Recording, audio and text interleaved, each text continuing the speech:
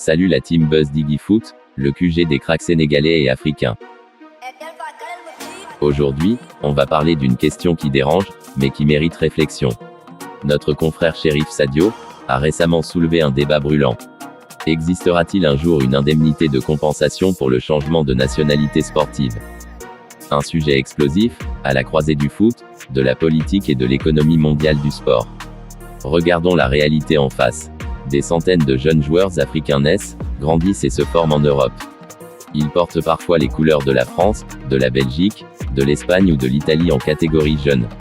Mais au moment de choisir, leur cœur bat pour le Sénégal, le Maroc, le Mali, le Cameroun. Aujourd'hui, quand un joueur formé par une fédération européenne change de nationalité sportive, aucune indemnité n'est versée à cette fédération. Pourtant, ces institutions ont investi dans sa formation, son encadrement, ses compétitions. Exactement comme les clubs, qui, eux, perçoivent une indemnité de formation et de solidarité quand un joueur est transféré. Chérif Sadio soulève donc une vraie question de justice sportive. Pourquoi les clubs auraient droit à une compensation, et pas les fédérations nationales qui forment aussi ces talents? Et attention, le débat ne fait que commencer.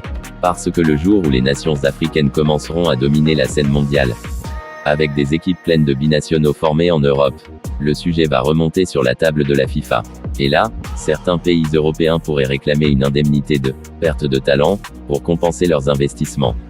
Un scénario qui pourrait bouleverser la diplomatie sportive mondiale. Alors, selon toi, est-ce une idée logique ou une injustice déguisée? Faut-il compenser les fédérations, ou laisser la liberté totale aux joueurs de suivre leur cœur?